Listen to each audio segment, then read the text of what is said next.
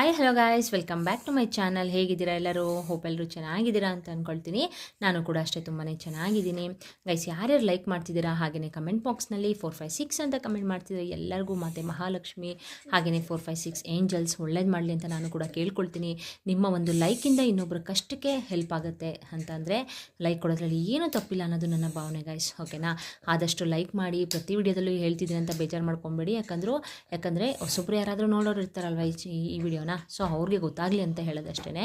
ಹೊಸೊಬ್ಬರು ಕೇಳಬಹುದು, ಹೇಗೆ ಮೇಡಮ್ ನಾವು ಒಂದು ಲೈಕ್ ಕೊಡೋದ್ರಿಂದ ಇನ್ನೊಬ್ರು ಕಷ್ಟಕ್ಕೆ ನೆರವಾಗ್ತೀವಿ ಅಂತ ನೀವು ಕೇಳೋದಾದರೆ, ನಿಮ್ಮ ಒಂದು ಲೈಕಿಂದ ಗಾಯ್ಸ್ ವಿಡಿಯೋ ಅನ್ನೋದು ಲೀಕ್ ಆಗುತ್ತೆ. ಸರಿನಾ?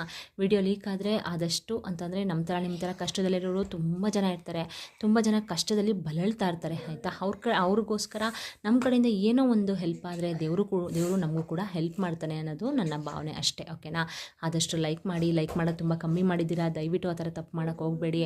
ಯಾಕಂದರೆ ತುಂಬ ಜನ, ನಾನು ಕಷ್ಟಗಳನ್ನ ನೋಡಿದ್ದೀನಿ. ಓಕೆನಾ? ಕಣ್ಣಾರ ನೋಡಿದ್ದೀನಿ, ನಾನು ಕೂಡ ಅನುಭವಿಸಿದ್ದೀನಿ. ಅದಕ್ಕೋಸ್ಕರ ಹೇಳ್ತಾ ಇರೋದು ಅಷ್ಟೇ. ದಯವಿಟ್ಟು ಲೈಕ್ ಕೊಡಿ. ಹಾಗೆಯೇ ನಿಮ್ಗೇನಾದರೂ ಡೌಟ್ಸ್ ಇದ್ದರೆ ಕಮೆಂಟ್ ಬಾಕ್ಸ್ನಲ್ಲಿ ಕೇಳಿ, ಅದಕ್ಕೂ ಆನ್ಸರ್ ಮಾಡ್ತೀನಿ. ಹಾಗೆಯೇ ಯಾವ ರೀತಿ ವೀಡಿಯೋಸ್ ಬೇಕು ಅಂತ ಕೇಳಿ, ಅದಕ್ಕೂ ಆನ್ಸರ್ನ ಮಾಡ್ತೀನಿ. ಓಕೆನಾ? ಹಾಗೆ ಒಬ್ಬರು ಕಮೆಂಟ್ ಮಾಡಿದರು ಗಾಯ್ಸ್, ತುಂಬಾ ಖುಷಿ ಆಯಿತು. ಅಂದರೆ ತುಂಬ ಜನ ಕಮೆಂಟ್ಸ್ ಮಾಡ್ತಿದ್ದೀರಾ, ನೀವು ಹೇಳ್ತಾರ ರೆಮಿಡಿಗಳನ್ನ ಮಾಡ್ತಾಯಿದ್ದೀವಿ, ನಮಗೂ ಕೂಡ ಒಳ್ಳೇದಾಗ್ತಿದೆ ಅಂತ ಮಾಡ್ತಿದ್ದೀರಾ. ಇನ್ನೊಬ್ಬರು ಹಾಗೆ ಕಮೆಂಟ್ ಮಾಡಿದ್ರು, ಅದನ್ನು ಸೈಡಲ್ಲಿ ಹಾಕಿರ್ತೀನಿ, ಒಂದ್ಸಲ ಬೇಕಾದರೆ ನೋಡಿ. ಹಾಗೆಯೇ ಗಾಯ್ಸ್, ಏನಂದರೆ ಇವತ್ತಿನ ಟಾಪಿಕಲ್ಲಿ ಒಂದು ಅದ್ಭುತವಾಗಿ ಈ ಒಂದು ರೆಮಿಡಿ ಕೆಲಸನ ಮಾಡುತ್ತೆ. ಆಯಿತಾ? ನಿಮ್ಮ ಸಾಲನ ಬುಡ ಸಮೇತ ಕಿತ್ತಾಕಬೇಕು. ನಾವು ಕೂಡ ಎಲ್ಲರ ಥರ ಚೆನ್ನಾಗಿ ಬದುಕಬೇಕು, ಎಲ್ಲರ ಚೆನ್ನಾಗಿ ನಾವು ಕೂಡ ಬಾಳಬೇಕು. ಅಂದರೆ ಸಾಲ, ₹1 ಸಾಲ ಇರಬಾರ್ದು. ಸಾಲ ಇದ್ದರೂ ಕೂಡ ಅದು ಫುಲ್ಲು ಎಲ್ಲ ಕ್ಲಿಯರ್ ಆಗಬೇಕು ಅಂತಂದರೆ ಈ ಒಂದು ರೆಮಿಡಿ ತುಂಬಾ ಅದ್ಭುತವಾಗಿ ಕೆಲಸನ ಮಾಡುತ್ತೆ. ತುಂಬಾ ದುಡ್ಡು ಖರ್ಚು ಮಾಡಿ ಮಾಡುವಂಥ ರೆಮಿಡಿಗಳನ್ನ ನಾನು ಯಾವುದು ಹೇಳಲ್ಲ ಗಾಯ್ಸ್. ಮನೆಯಲ್ಲೇ ನೀವು ಯೂಸ್ ಮಾಡ್ಕೊಳ್ಳೋ ಪದಾರ್ಥಗಳನ್ನ ಯೂಸ್ ಮಾಡ್ಕೊಳ್ಳುವಂಥ ರೆಮಿಡಿಗಳು ಆಗಿರುತ್ತೆ. ಓಕೆನಾ? ಸೊ ಬನ್ನಿ, ತಡ ಮಾಡ್ದೇನೆ ಯಾವ ರೀತಿ ಈ ಒಂದು ರೆಮಿಡಿನ ಮಾಡ್ಕೊಳ್ಳೋದು ಅಂತ ಹೇಳ್ತಾ ಹೋಗ್ತೀನಿ. ಅದಕ್ಕಿಂತ ಮುಂಚೆ ನಿಮಗೆ ಗೊತ್ತಲ್ಲ, ನನ್ನ ಚಾನಲ್ಗೆ ಸಬ್ಸ್ಕ್ರೈಬ್ ಮಾಡ್ಕೊಳ್ಳದೆ ನೋಡ್ತಾ ಇದ್ದರೆ ದಯವಿಟ್ಟು ನನ್ನ ಚಾನಲ್ಗೆ ಸಬ್ಸ್ಕ್ರೈಬ್ ಮಾಡಿಕೊಂಡು ಸಪೋರ್ಟ್ ಮಾಡಿ. ಹಾಗೆಯೇ ಆಲ್ರೆಡಿ ಸಬ್ಸ್ಕ್ರೈಬ್ ಮಾಡ್ಕೊಂಡಿರೋರಿಗೆ ನನ್ನ ಧನ್ಯವಾದಗಳನ್ನ ತಿಳಿಸ್ತಾ ಬನ್ನಿ.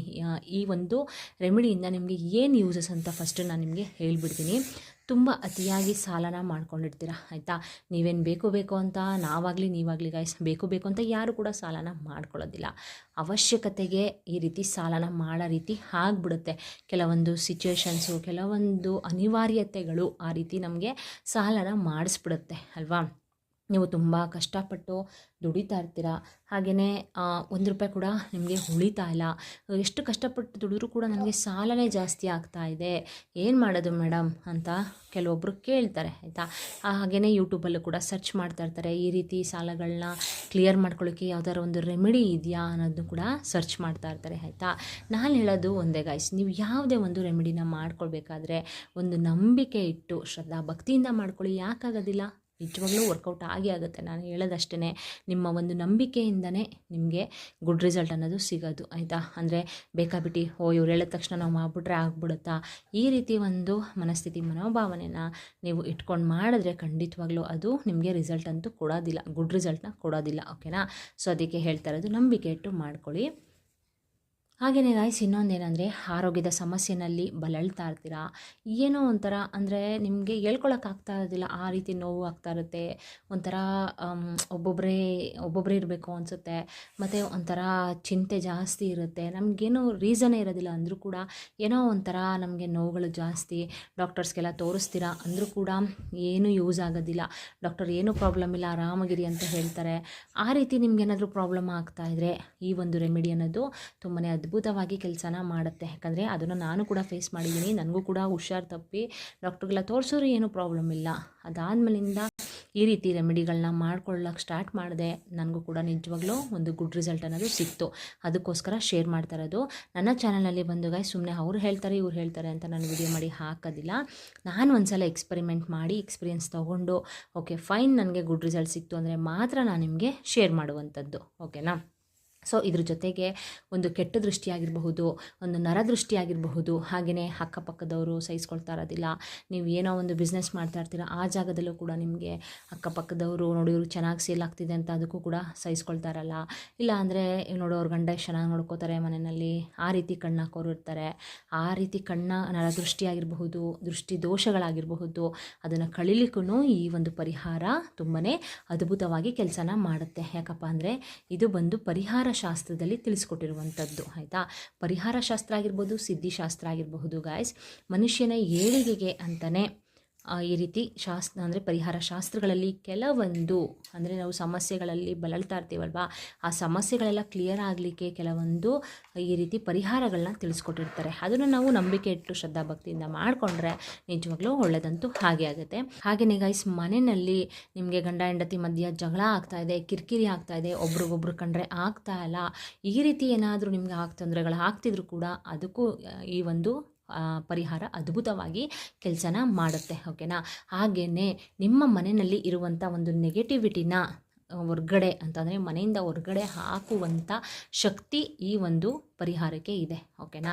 ಮನೆಯಲ್ಲಿ ನೆಗೆಟಿವಿಟಿ ಇದ್ರೇ ಅಲ್ವಾ ನಮಗೆ ಹಲವಾರು ಸಮಸ್ಯೆಗಳು ಅನ್ನೋದು ಕಾಡೋದು. ಅದಕ್ಕೆ ನಾವು ಏನು ಮಾಡಬೇಕಂದ್ರೆ ಫಸ್ಟು ಮನೆನ ಆದಷ್ಟು ಸ್ವಚ್ಛವಾಗಿ ಇಟ್ಕೋಬೇಕು.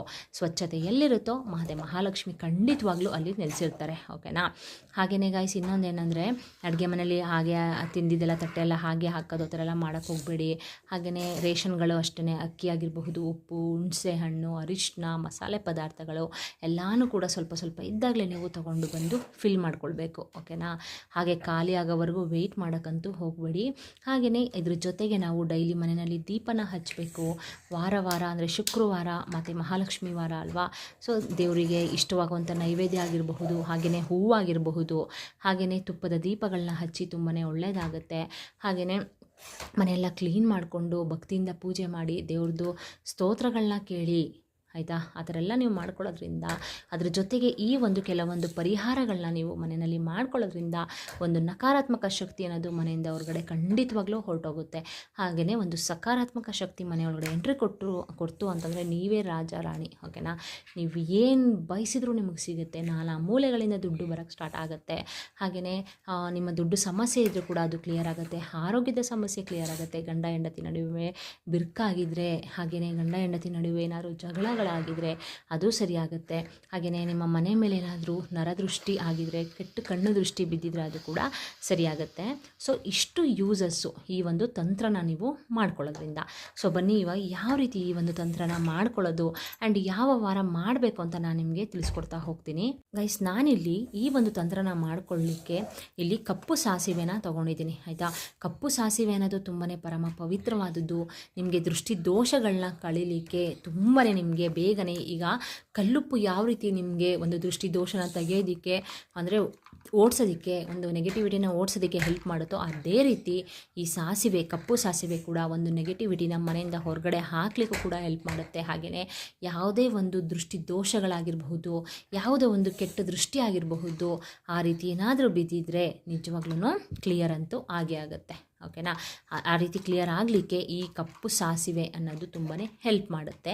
ಹಾಗೆಯೇ ಗಾಯ್ಸ್, ಇದ್ರ ಜೊತೆಗೆ ನಾನಿಲ್ಲಿ ಅರಿಶಿನ ತೊಗೊಂಡಿದ್ದೀನಿ.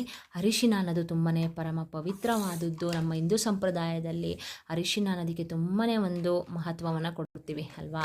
ಅಂದರೆ ಯಾವುದೇ ಒಂದು ಶುಭ ಕಾರ್ಯ ಮಾಡಬೇಕಾದ್ರೂ ಕೂಡ ಅರಿಶಿನ ಅನ್ನೋದು ಮುಂದಿರುತ್ತೆ. ಸೊ ನಾವಿಲ್ಲಿ ಅದಕ್ಕಿಂತ ಹೆಚ್ಚಾಗಿ ಗಾಯ್ಸ್, ಮತ್ತು ಮಹಾಲಕ್ಷ್ಮಿಗೆ, ಎಲ್ಲ ದೇವಾನುದೇವತೆಗಳಿಗೆ ಅರಿಶಿನ ಅನ್ನೋದು ತುಂಬಾ ಪ್ರಿಯವಾದದ್ದು.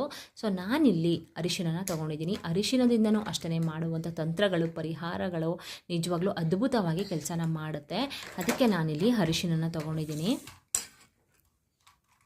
ಹಾಗೆಯೇ ಗೈಸ್, ನಾನಿಲ್ಲಿ ಒಂದು ಗಾಜಿನ ಗ್ಲಾಸಲ್ಲಿ ನೀರನ್ನ ತೊಗೊಂಡಿದ್ದೀನಿ, ಆಯಿತಾ. ಗಾಜಿನ ಗ್ಲಾಸ್ನೇ ತೊಗೊಳ್ಳಿ, ಯಾಕಂದರೆ ಗಾಜು ಒಂದು ನೆಗೆಟಿವಿಟಿನ ಎಳ್ಕೊಳ್ಳೋ ಶಕ್ತಿ ಈ ಒಂದು ಗಾಜಿಗೆ ಇದೆ. ಹಾಗೆಯೇ ಗಾಜಿನಲ್ಲಿ ನೀವು ನೀರನ್ನು ಮುಕ್ಕಾಲು ಭಾಗದಷ್ಟು ತೊಗೋಬೇಕು, ಫುಲ್ ತೊಗೊಳಕ್ಕಂತೂ ಹೋಗಬಾರ್ದು. ಯಾಕೆ ಅಂತ ನಾನು ನಿಮಗೆ ತಿಳಿಸ್ಕೊಡ್ತೀನಿ. ಈ ರೀತಿ ಮುಕ್ಕಾಲು ಭಾಗದಷ್ಟು ಒಂದು ಗಾಜಿನ ಗ್ಲಾಸಲ್ಲಿ ನೀರನ್ನ ತೊಗೊಳ್ಳಿ. ಈ ಒಂದು ಪರಿಹಾರನ ನೀವು ಹುಣ್ಣಿಮೆ, ಅಮಾವಾಸ್ಯೆ, ಹಾಗೆಯೇ ಮಂಗಳವಾರ, ಭಾನುವಾರ, ಶುಕ್ರವಾರ ಮಾಡ್ಕೊಳ್ಬಹುದು, ಏನೂ ತೊಂದರೆ ಇಲ್ಲ, ಓಕೆ. ಓಕೆನಾ. ನಾಳೆ ಮಂಗಳವಾರ ಇದೆ ಅಲ್ವಾ, ನಾಳೆ ಈ ಒಂದು ತಂತ್ರನ ಮಾಡ್ಕೊಳ್ಳಿ.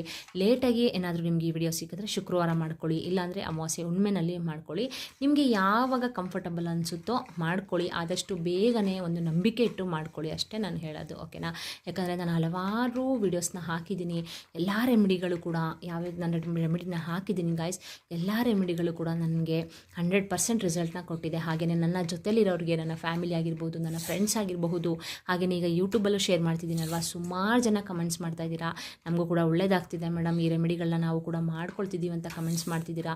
ಏನೋ ಒಂದು ನನ್ನ ಕಡೆಯಿಂದ ನಿಮಗೆಲ್ಲ ಒಳ್ಳೇದಾದರೆ ಸಾಕಷ್ಟೇ. ಯಾಕಂದರೆ ನಾನೊಬ್ಬಳೇ ಚೆನ್ನಾಗಿರಬೇಕು, ನಾನೊಬ್ಬಳೇ ರೆಮಿಡಿ ಮಾಡ್ಕೊಂಡು ನಾನೊಬ್ಬಳೇ ಚೆನ್ನಾಗಿರಬೇಕು ಅಂತ ಏನಿಲ್ಲ ಗೈಸ್, ಆಯಿತಾ.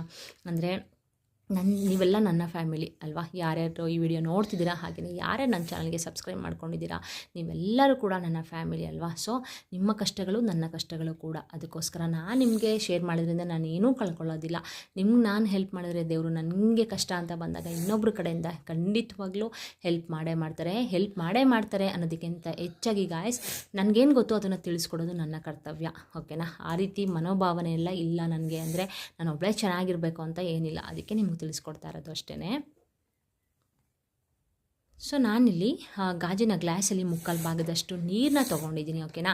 ಹಾಗೆಯೇ ಈ ಒಂದು ರೆಮಿಡಿನ ನೀವು ಯಾವ ವಾರ ಮಾಡಬೇಕು ಅಂತ ಹೇಳಿದ್ದೀನಿ. ಈ ಒಂದು ರೆಮಿಡಿನ ಗಾಯ್ಸ್ ನೀವು ಸಂಜೆ ನೈಟ್ ಮಲ್ಕೊಳ್ತೀರ ಅಲ್ವಾ, ಮಲ್ಕೊಳ್ಳೋಕ್ಕಿಂತ ಮುಂಚೆ ಈ ಒಂದು ರೆಮಿಡಿನ ಮಾಡ್ಕೊಳ್ಳಿ.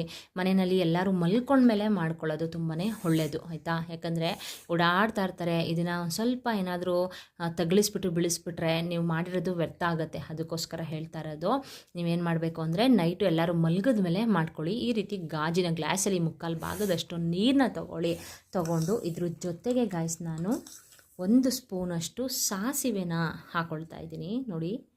ಸಾಸಿವೆನ ಹಾಕ್ಕೊಂಡೆ. ಹಾಗೆಯೇ ಇದ್ರ ಜೊತೆಗೆ ನಾನು 1 ಸ್ಪೂನಷ್ಟು ಅರಿಶಿನ ಕೂಡ ಹಾಕ್ಕೊಂಡೆ ನೋಡಿ. ಇಷ್ಟೇ ನೀವು ಮಾಡಬೇಕಾಗಿರೋದು ಗೈಸ್, ಬೇರೆ ಏನು ಕೂಡ ನೀವು ಮಾಡಬೇಕಾಗಿಲ್ಲ. ಈ ರೀತಿ ಅರಿಶಿನನ್ನು ಹಾಕ್ಕೊಂಡು ಸಾಸಿವೆನೂ ಕೂಡ ಇದರೊಳಗಡೆ ಹಾಕ್ಕೊಂಡು ನೀವು ನಿಮ್ಮ ಮನೆ ದೇವರು ಹಾಗೆಯೇ ಮಾತೆ ಮಹಾಲಕ್ಷ್ಮಿ ಆಗಿರಬಹುದು ಎಲ್ಲರನ್ನೂ ಕೂಡ ನೀವು ಸಂಕಲ್ಪನ ಮಾಡ್ಕೊಳ್ಬೇಕು. ಅಂದರೆ ನಾನು ಈ ರೀತಿ ರೆಮಿಡಿನ ಅಂದರೆ ಈ ಒಂದು ಪರಿಹಾರನ ಮಾಡ್ಕೊಳ್ತಾ ಇರೋದು ನನ್ನ ಕಷ್ಟಗಳನ್ನ ತೀರಿಸ್ಕೊಳ್ಳೋದಕ್ಕೆ. ನನಗೆ ಹಣಕಾಸಿನ ಸಮಸ್ಯೆ ಅನ್ನೋದು ತುಂಬಾ ಕಾಡ್ತಾ ಇದೆ.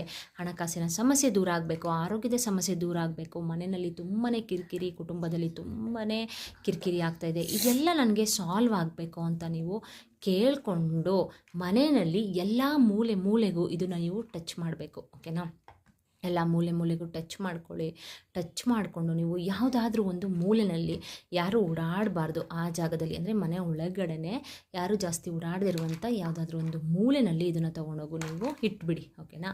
ಇಟ್ಟಾದಮೇಲೆ ಗಾಯ್ಸ್ ನೀವು ಬೆಳಿಗ್ಗೆ ಎದ್ದ ತಕ್ಷಣ ಬೆಳಿಗ್ಗೆ ಬೇಗನೆ ಎದ್ದುಬಿಟ್ಟು ಇದನ್ನು ತೊಗೊಂಡೋಗ್ಬಿಟ್ಟು ನಿಮ್ಮ ಮನೆ ಹತ್ರ ಯಾವುದಾದ್ರೂ ಗಿಡಗಳಿದ್ರೆ ಅಲ್ಲಿ ಇದನ್ನು ಹಾಕ್ಬಿಡಿ. ಅಂದರೆ ಯಾರು ಓಡಾಡದೇ ಇರುವಂಥ ಜಾಗದಲ್ಲಿ ತೊಗೊಂಡೋಗ್ಬಿಟ್ಟು ಹಾಕಿ. ಅಂದರೆ ನಮ್ಮಿಂದ ಇನ್ನೊಬ್ರಿಗೆ ತೊಂದರೆ ಆಗಬಾರ್ದು ಅಲ್ವಾ. ನಾವು ಈ ರೀತಿ ರೆಮಿಡಿಗಳನ್ನ ಮಾಡ್ಕೊಳ್ಳೋದು ನಮ್ಮ ಕಷ್ಟಗಳನ್ನ ತೀರಿಸ್ಕೊಳ್ಳೋದಕ್ಕೆ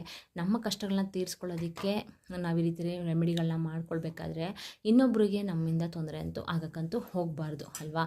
ಸೊ ಅದಕ್ಕೆ ಹೇಳ್ತಾ ಇರೋದು, ಯಾವುದಾದ್ರೂ ಗಿಡದ ಹತ್ರ ಇದನ್ನು ಹಾಕ್ಬಿಟ್ಟು ಬಂದುಬಿಟ್ಟು ಈ ಗಾಜಿನ ಗ್ಲಾಸ್ನ ಮತ್ತೆ ರೀಯೂಸ್ ಮಾಡ್ಕೊಳ್ಳಿ. ಕ್ಲೀನಾಗಿ ವಾಶ್ ಮಾಡ್ಕೊಳ್ಳಿ, ಸರಿನಾ. ವಾಶ್ ಮಾಡಿಕೊಂಡು ಮತ್ತೆ ನೀವು ರೀಯೂಸ್ ಮಾಡ್ಬೋದು. ಮತ್ತು ಇದೇ ಒಂದು ರೆಮಿಡಿನ ಇವತ್ತು ಶುಕ್ರವಾರ ಮಾಡಿಕೊಂಡ್ರೆ ನೆಕ್ಸ್ಟು ಮತ್ತೆ ನೀವು ಶುಕ್ರವಾರ ಮಾಡ್ಕೊಳ್ಬೋದು, ವಾರನೂ ಮಾಡ್ಕೊಳ್ಳಿ, ತೊಂದರೆ ಇಲ್ಲ ನಾನು ಅಮಾವಾಸ್ಯೆಯಲ್ಲಿ ಮಾಡ್ಕೊತೀನಿ, ಹುಣ್ಮೇಲೆ ಮಾಡ್ಕೊಳ್ತೀನಿ ಅನ್ನೋರು ಕೂಡ ಮಾಡ್ಕೊಳ್ಬಹುದು, ಏನು ತೊಂದರೆ ಇಲ್ಲ. ಸೊ ಇಷ್ಟೇ ಗೈಸ್, ಆಯಿತಾ. ನಾನು ಪ್ರತಿ ಸಲ ಹೇಳೋದು ಅಷ್ಟೇ ಗೈಸ್, ಒಂದು ನಂಬಿಕೆ ಇಟ್ಟು ಶ್ರದ್ಧಾ ಭಕ್ತಿಯಿಂದ ಮಾಡ್ಕೊಳ್ಳಿ. ಯಾಕಾಗೋದಿಲ್ಲ, ಆಗೇ ಆಗುತ್ತೆ ಖಂಡಿತವಾಗ್ಲೂ. ನಿಮ್ಮ ಸಮಸ್ಯೆ ಅನ್ನೋದು ಖಂಡಿತವಾಗ್ಲೂ ದೂರ ಆಗುತ್ತೆ, ಆಯಿತಾ. ಇದೇ ರೀತಿ ಹಲವಾರು ವೀಡಿಯೋಸ್ನ ಹಾಕಿದ್ದೀನಿ, ಎಲ್ಲನೂ ಒಂದು ಸಲ ಡಿಸ್ಕ್ರಿಪ್ಷನ್ ಲಿಂಕ್ನ ಕೊಟ್ಟಿರ್ತೀನಿ, ನೋಡ್ಕೊಳ್ಳಿ. ನಂಬಿಕೆ ಇಟ್ಟು ಶ್ರದ್ಧಾ ಭಕ್ತಿಯಿಂದ ಮಾಡ್ಕೊಳ್ಳಿ. ನೀವೇ ನನಗೆ ಕಮೆಂಟ್ ಮಾಡ್ತೀರಾ, ಅತಿ ಶೀಘ್ರದಲ್ಲೇ, ಕೇವಲ ಕ್ಷಣಗಳಲ್ಲೇ, ಅಂದರೆ ಅತಿ ಶೀಘ್ರದಲ್ಲೇ ನಿಮಗೆ ಒಂದು ಗುಡ್ ರಿಸಲ್ಟ್ ಅಂತೂ ಸಿಗುತ್ತೆ ಈ ಒಂದು ರೆಮಿಡಿನ ಮಾಡ್ಕೊಳ್ಳೋದ್ರಿಂದ, ಸರಿನಾ. ಸೊ ಗೈಸ್, ಇದೇ ರೀತಿ ವೀಡಿಯೋಸ್ನ ಹಾಕಿದ್ದೀನಿ, ಚೆಕ್ ಮಾಡಿಕೊಂಡು ನಂಬಿಕೆ ಇಟ್ಟು ಮಾಡ್ಕೊಳ್ಳಿ. ಹಾಗೆಯೇ ಲೈಕ್ ಮಾಡಿ, ದಯವಿಟ್ಟು ಲೈಕ್ ಮಾಡಿ. ಲೈಕ್ಸ್ ಅನ್ನೋದು ಸ್ವಲ್ಪ ಕಮ್ಮಿ ಆಗಿದೆ, ಯಾಕೆ ಅಂತ ಗೊತ್ತಿಲ್ಲ. ಅಂದರೆ ಡೈಲಿ ನನ್ನ ವ್ಯೂವರ್ಸ್ ನೋಡ್ತಾ ಇರ್ತೀರಾ ಅಲ್ವಾ, ಅಂದರೆ ಬೇಜಾರು ಮಾಡ್ಕೊಂಬಿಡಿ. ಯಾಕಂದರೆ ಹೊಸ್ದಾಗಿರೋರು ಚಾನಲ್ ನೋಡ್ತಾ ಇರ್ತಾರಲ್ವ ಅವ್ರು ಯೂಸ್ ಆಗಲಿ ಅಂತ ನಾನು ಅದನ್ನೇ ಹೇಳೋದಷ್ಟೇ, ಇನ್ನೇನೂ ಇಲ್ಲ. ಸೊ ಆದಷ್ಟು ಲೈಕ್ ಕೊಡಿ, ಏನಾದರೂ ಡೌಟ್ಸ್ ಇದ್ದರೆ ಕಮೆಂಟ್ ಬಾಕ್ಸಲ್ಲಿ ತಿಳಿಸಿ. ನಮ್ಮ ಕಮೆಂಟಲ್ಲಿ ಅಂದರೆ ಯೂಟ್ಯೂಬ್ ಚಾನಲಲ್ಲಿ ಕಮೆಂಟ್ಸಲ್ಲಿ ಹೇಳೋಕ್ಕಾಗ್ತಲ್ಲ ಅನ್ನೋರು ಬೇಕಾದ್ರೆ ನಾನು ಇನ್ಸ್ಟಾಗ್ರಾಮ್ ID ಕೂಡ ಕೊಟ್ಟಿದ್ದೀನಿ, ಅದರಲ್ಲಿ ನೀವು ನನಗೆ ಡೈರೆಕ್ಟಾಗಿ DM ಕೂಡ ಮಾಡ್ಬೋದು, ನಾನು ಅದರಲ್ಲೂ ನಿಮಗೆ ಆನ್ಸರ್ನ ಮಾಡೇ ಮಾಡ್ತೀನಿ. ಹಾಗೆಯೇ ಗೈಸ್ ಆದಷ್ಟು ಸಬ್ಸ್ಕ್ರೈಬ್ ಮಾಡ್ಕೊಳ್ಳಿ. ಹಾಗೆಯೇ ನನ್ನ ಚಾನಲ್ ಯಾರು ನೋಡ್ತಿರೋ ದಯವಿಟ್ಟು ಸಬ್ಸ್ಕ್ರೈಬ್ ಮಾಡ್ಕೊಳ್ಳಿ, ಸಪೋರ್ಟ್ ಮಾಡಿ. ಆಲ್ರೆಡಿ ಸಬ್ಸ್ಕ್ರೈಬ್ ಮಾಡ್ಕೊಂಡಿರೋರಿಗೆ ನನ್ನ ಧನ್ಯವಾದಗಳನ್ನ ತಿಳಿಸ್ತಾ ಇವತ್ತಿನ ವ್ಲಾಗ್ನ ಇಲ್ಲಿಗೆ ಎಂಡ್ ಮಾಡ್ತೀನಿ. Bye bye, see you, take care.